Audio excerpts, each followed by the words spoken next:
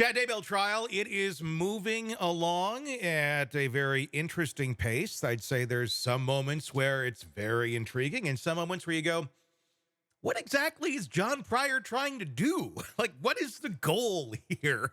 Joining me to discuss, former prosecutor and defense attorney Eric Faddis. Eric, you've been watching this. I know you've been covering it as well for Court TV a bit. Tell me, what's been your impression since we last talked last week about where things are going in this trial? I think we're getting more of a glimpse into sort of the intimate personal relationship between Chad and Lori.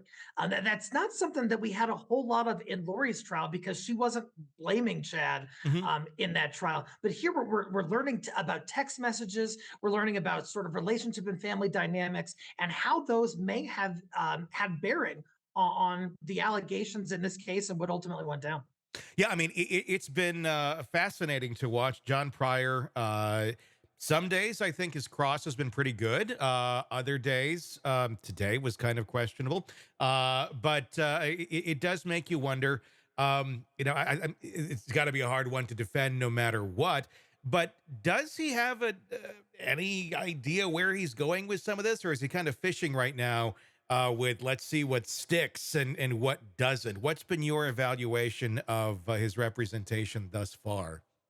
I hear you. Sometimes when you don't have the most crystallized, compelling defense, you kind of have to take some shots here and there and just see how it goes. And so I agree with you that sometimes he seems really on point, and other times it's a bit unclear as to his direction.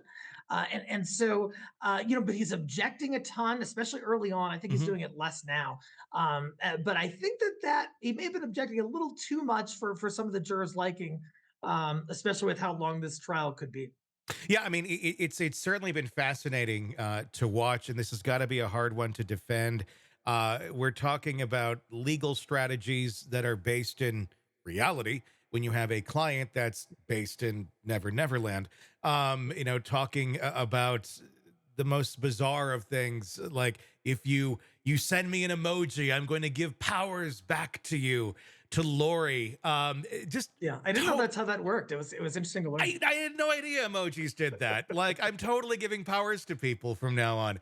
Um, Right. what, and obviously you hear this. How do you think they want to paint this on Chad? Is this someone who is like kind of a master manipulator, and just because he's so love struck with Lori and he's just going to say whatever he can to kind of get her in bed again? Or is this someone who believes his own shit? Yeah, I think there are two possible conclusions the jury could draw about Chad.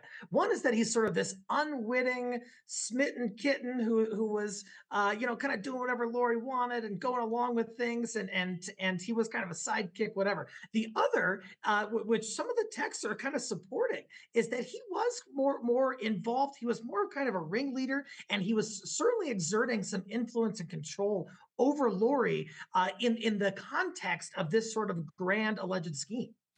We've been hearing a lot of information about Alex Cox. We've been hearing a lot about Lori Vallow.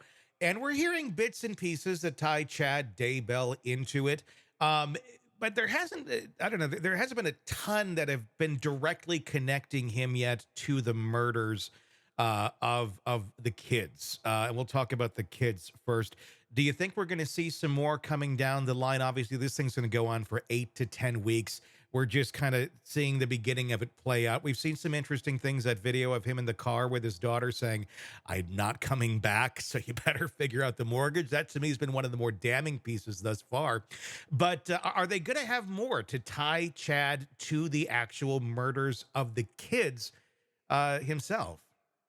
It's an important question because, like you said, there's some things that are circumstantial. There's some innuendo. There's some suggestion, and sort of he's loosely tied to these conversations and these plans and moving from Arizona to Idaho and everything else. But in terms of like putting him at the murder scene or associating him with some murder weapon, it just hasn't come to be yet. Mhm. And so I think the prosecution's going to have to step their game up a little bit on that front.